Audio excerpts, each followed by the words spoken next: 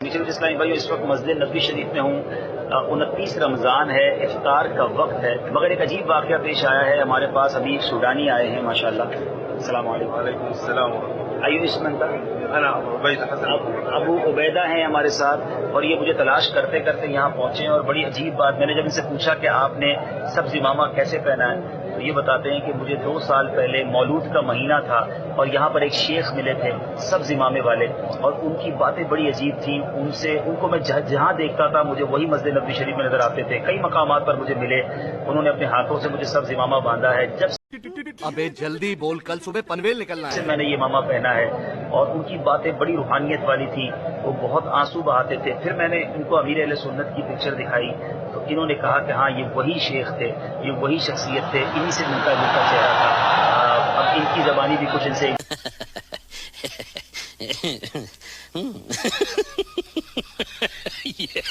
کیا بات ہے امیر اہل سنت کی، وہ کرامتیں اب کہاں کہاں ظاہر ہو رہی ہیں۔ اب امیر اہل سنت کو کئی سالوں سے ظاہری طور پر تو تشریف نہیں لائے ہیں، مگر یہ عربی آ کر ہمیں بتا رہے ہیں کہ ہماری ان سے حرم شریف میں ختم، bye bye, tata, good bye, گیا۔ اللہم صلی علی محمد وعلی آل محمد۔ اولیاء اللہ کی تعریف اللہ تعالیٰ نے سورۃ البقرہ میں کر دی ہے۔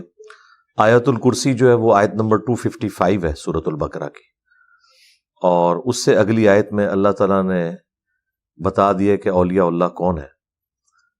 ہر اہل ایمان جو کلمہ گو مسلمان ہے وہ اللہ کا ولی ہے، اور ہر اہل شرک، اہل کفر، وہ شیطان کا ولی ہے۔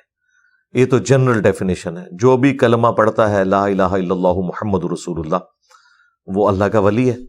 باقی اس کو اللہ تعالیٰ کا قرب کتنا حاصل ہے، اس کا کوئی تھرمامیٹر ہمارے پاس دنیا میں موجود نہیں ہے جب پیغمبر دنیا میں موجود نہ ہو۔ اگر پیغمبر دنیا میں موجود ہوں، وہ ڈیفائن کر سکتے ہیں، جس طرح آپ صلی اللہ علیہ وآلہ وسلم نے ایک ہی مجلس میں 10 صحابہ کو جنت کی بشارت دی ہے۔ جامعہ ترمذی میں سنن ابی داؤد کے اندر حدیث موجود ہے، ابو بکر جنت میں ہے، عمر جنت میں ہے، عثمان جنت میں، علی جنت میں، پھر طلحہ، زبیر، عبد الرحمن بن عوف، سعد بن ابی وقاص، ابو عبیدہ بن جراح اور سعید بن زید رضی اللہ عنہم اجمعین وعلیہم السلام اجمعین۔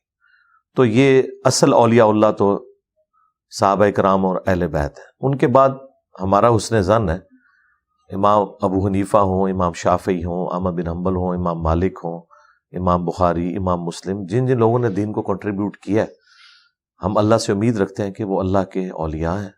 اس حدیث کا اختتام ان الفاظ پہ ہوتا ہے کہ پھر جب میرا بندہ مجھ سے کوئی سوال کرتا ہے، میں اس کی حاجت کو پورا کرتا ہوں۔ جب وہ اپنے دشمن کے اگینسٹ میری پناہ طلب کرتا ہے تو میں اسے پناہ بھی دیتا ہوں۔ یعنی وہ اللہ کا محتاج ہی رہتا ہے، اللہ ہی سے مانگتا رہتا ہے۔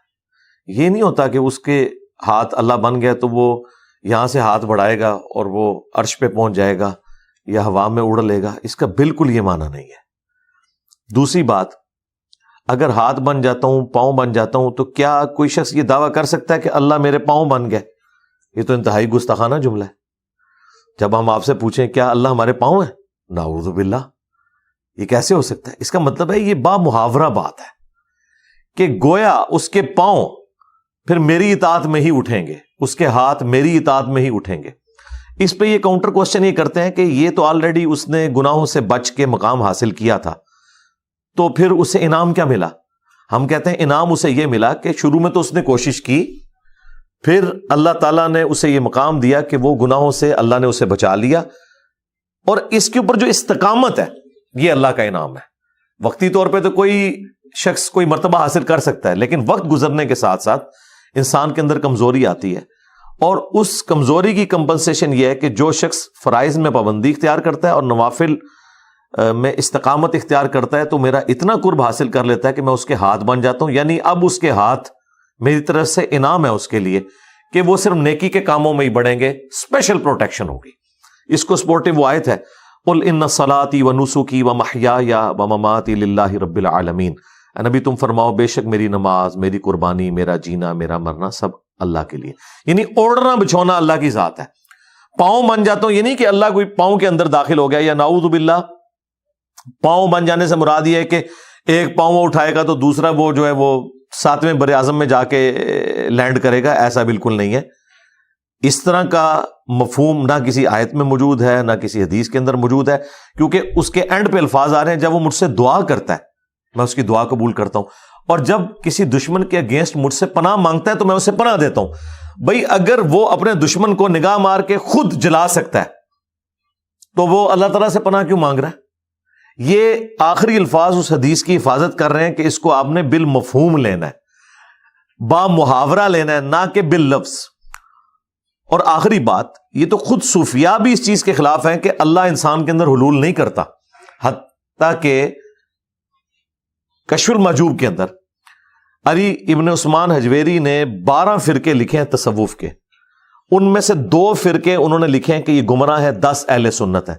उनमें एक फिरका उन्होंने लिखा है हुलूलिया, और उनका इनका अकीदा है कि अल्लाह इंसान के अंदर घुस जाता है, हाथ बन जाता हूं, पांव बन जाता हूं, ये उस तरफ ले जाते हैं। इस तरह का अकीदा तो पैंथीज्म का अकीदा, ये तो कुफर के ऊपर मबनी है।